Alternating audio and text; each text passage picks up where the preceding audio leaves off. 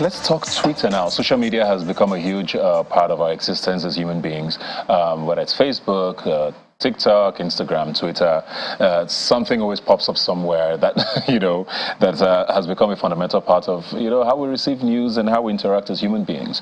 And Twitter, which by numbers is probably one of the smallest social media platforms, is by a mile, even if I say so myself, probably the most influential social media platform, considering how much, news organizations, politicians, governments, and establishments use it to share information. But it's been quite a turbulent ride for the social media platform, especially since it got new management under Elon Musk, who's the owner now. And something happened recently where verification badges were taken away from certain people, and you had to pay for them.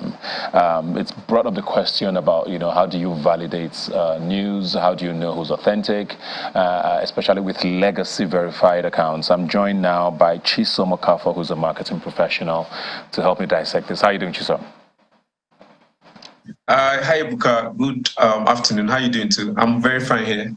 Very well, thank you. So now let's talk about this, because it's been very confusing to understand what is really happening. He had been talking about this idea of everyone having to pay $8 to get a verification badge, and it was quite worrying for a lot of people, especially with news. You had all these news organizations and journalists who people relied on for, information. Social media has gotten a reputation for spreading fake news a lot, and people tend to go to certain pages to get information, and all of that was taken away, and you had to pay $8. I had a verification badge. It was taken off, and I checked Twitter Blue, and for Nigeria it was 5,000 naira, which means you had to pay about 5 times 12 to get verified every year. But then anybody could, I guess, pay that if you wanted it, but it also particularly wasn't the most affordable when you talk about, the average Nigerian. But this morning I woke up and my badge was back, and the information says I have paid for Twitter Blue, and my phone number was verified. All of this is very confusing. What do you think is really happening at Twitter and with Elon Musk? This is a very, I feel like it's a very, if you look at it from two angles, right? From the angle of the user and the angle of the businessman, I think you'd understand everybody's pain, right? Now, let me start from the angle of a user. The angle of a user, right? People are used to using Twitter for free. And the fact is, every human being, like the average human being, including me, right? At first, we are very, I think we are very resistant to change. When we're used to something being done in a certain way, right? Once there's a change that happens, a lot of times we first of all fight back. So when Elon Musk announced that, I'm going to be bringing Twitter Blue, right? And you have to pay for it. People felt, if I already had my verification, then I won't need to do that. Then the next thing he said was that once, whether you are a legacy, that's somebody who has actually had it before the feature was introduced, right? They're still going to have to pay for Twitter Blue. People felt this man must be joking. And he even announced, surprisingly, he announced, right, 2 weeks before that, on the 20th of April, that he was going to, that everybody who hadn't paid for Twitter Blue was going to lose their verification. And people thought it was one of those things, almost like saying Jesus Christ is coming and Jesus Christ never comes. Do you get? So they felt like, no, he's not serious. Then April 20th came and he took off everybody's badges, like every person, every legacy account badge. And there was an uproar. So people are really pissed because in their opinion, why would you come to change things from the way they used to be? And I understand their pain. However, from the second angle, the angle of a businessman, Elon Musk acquired Twitter in April last year, right? And prior to him acquiring Twitter, Twitter wasn't really profitable. Twitter wasn't profitable. Twitter basically makes their money majorly from ads. Twitter has 330 million users worldwide. That's more compared to the Facebooks and the Instagrams and the WhatsApp. That's like the Facebook ecosystem, right? Now, what Elon Musk was trying to do is to increase the revenue for the platform in order to be able to add more things and to be able to sustain the staff number and everything that has to do with having Twitter, making it run.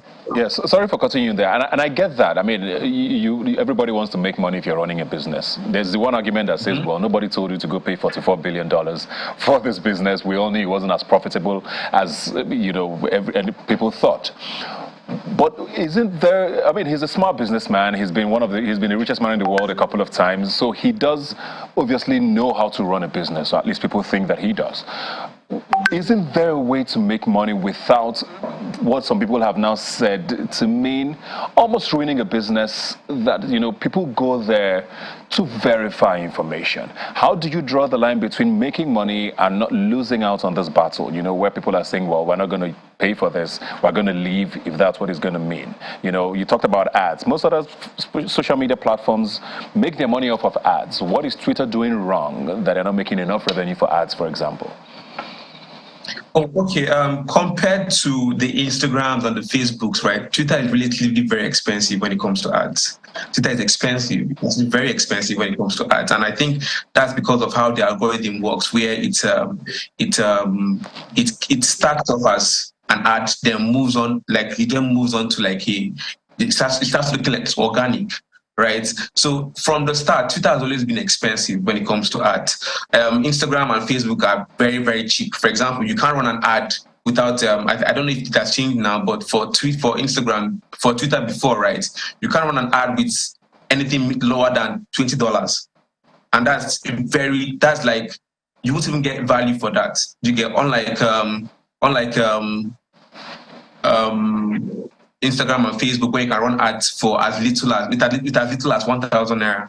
So because of that, a lot of people tilt towards spending money on ads, right, on Facebook and Instagram, while they use social media influencers more on Twitter. So one of the things that they tried to also do was to find a way to curb the effect of influencer marketing on Twitter, so that more people would want to spend money on ads, but it wasn't really working. So I believe him doing this was sort of like a last resort. He's a businessman, and I believe he thinks and tries to reason with people. And he has seen that, people are going to be pissed about this whole thing, but it has to be done.